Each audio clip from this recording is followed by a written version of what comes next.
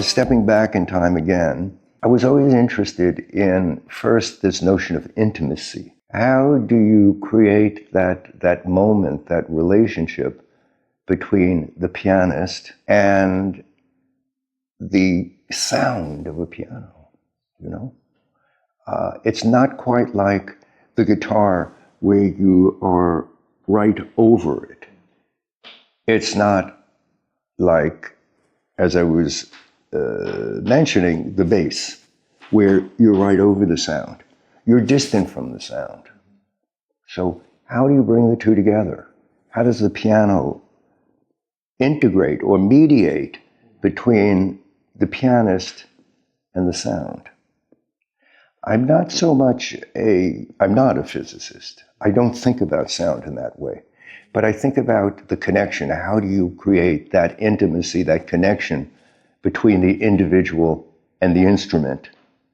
And as I studied from photographs largely, and some from live performance, as I studied what I would call the attack, that moment of, it seems to a degree like it's fluid, but there's a moment before the hands or the fingers hit the keys where there is a rest.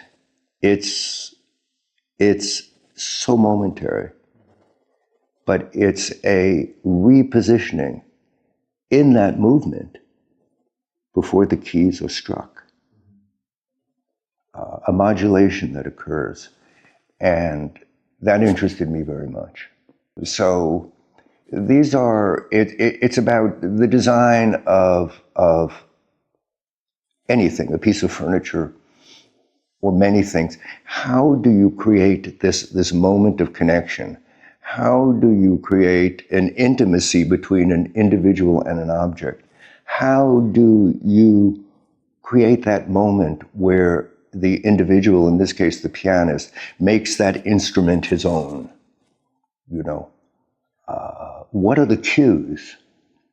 And for me, it begins as the pianist, the player, approaches the instrument. What is his feeling about it, you know? And that was my first point of entry in thinking about the design of the instrument. That moment where the two meet.